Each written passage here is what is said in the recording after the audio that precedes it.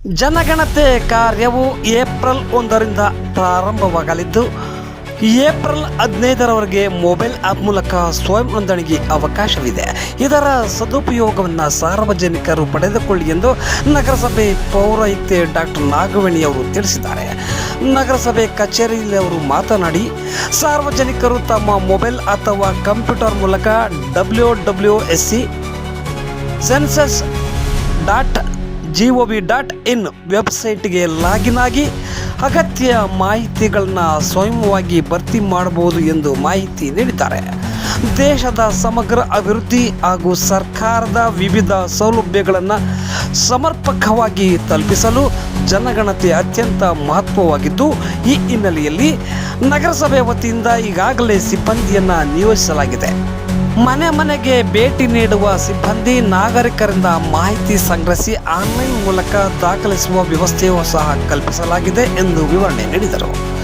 ಯಾವುದೇ ಊಹೆಪೋಹೆಗಳಿಗೆ ಕಿವಿಗೊಡದೆ ಸಾರ್ವಜನಿಕರು ಯಾವುದೇ ಆತಂಕವಿಲ್ಲದೆ ತಮ್ಮ ನಿಖರ ಮಾಹಿತಿಯನ್ನು ನೀಡಬೇಕು. ಜನಗಣತಿ ಯಶಸ್ವಿಯಾಗಲು ಪ್ರತಿಯೊಬ್ಬ ನಾಗರಿಕರು ಸಹಕಾರ ಅಗತ್ಯವಿದ್ದು ದೇಶದ ಅಭಿವೃದ್ಧಿಗೆ ಕೈ ಜೋಡಿಸಬೇಕು ಎಂದು ಅವರು ಮನವಿ ಮಾಡಿದರು. ಈ ಸರಿ ಸೆನ್ಸಸ್ 2027 ಪ್ರಾರಂಭ ಆಗ್ತಾ ಇದೆ.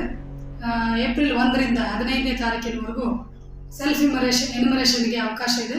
ಸಾರ್ವಜನಿಕರು ತಮ್ಮ ಮಾಹಿತಿಯನ್ನು ಆನ್ಲೈನ್ ಮೂಲಕ ತಾವೇ ತುಂಬುವುದಕ್ಕೆ ಅವಕಾಶವನ್ನು ಮಾಡಿಕೊಟ್ಟಿದ್ದಾರೆ. ಆನ್ಲೈನ್ನ ಒಂದು ಲಿಂಕ್ www.sc.census.gov.in ನಲ್ಲಿ ಲಾಗಿನ್ ಆಗಿ ತಮ್ಮ ಮಾಹಿತಿಯನ್ನು ತಾವು ತುಂಬಬಹುದು. ಈ ಸದಾವಕಾಶವನ್ನು ಎಲ್ಲ ಸಾರ್ವಜನಿಕರು ಸದುಪಯೋಗ ಮಾಡ್ಕೋಬೇಕಂತೇಳಿ ತಮ್ಮಲ್ಲಿ ಕೋರ್ತೇವೆ. ಆಮೇಲೆ ನಮ್ಮ ಇಲಾಖೆಯಿಂದ ಎನ್ಯುಮರೇಟರ್ಸ್ ಬರ್ತಾರೆ. ನಿಮ್ಮ ಬ್ಲಾಕಿಗೆ ನಿಮ್ಮ ವಾರ್ಡ್ಗಳಿಗೆ ಎನ್ಯುಮರೇಟರ್ನ ನಾವು ಈಗಾಗಲೇ ಆಲ್ರೆಡಿ ನೇಮಕ ಮಾಡಿದ್ವಿ.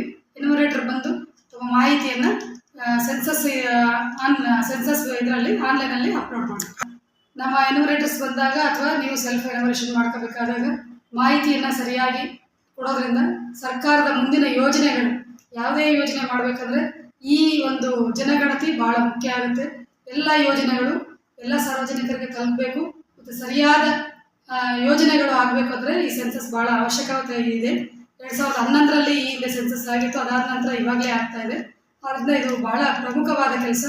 ಈ ಒಂದು ದೇಶದ ಅಭಿವೃದ್ಧಿಯ ಕೆಲಸದಲ್ಲಿ ತಾವೆಲ್ಲರೂ ಕೂಡ ಭಾಗಿಯಾಗಬೇಕಂತೇಳಿ ತಮ್ಮೆಲ್ಲರಲ್ಲಿ ಮತ್ತೊಮ್ಮೆ ಬೇಡ್ಕೊಳ್ತೀನಿ.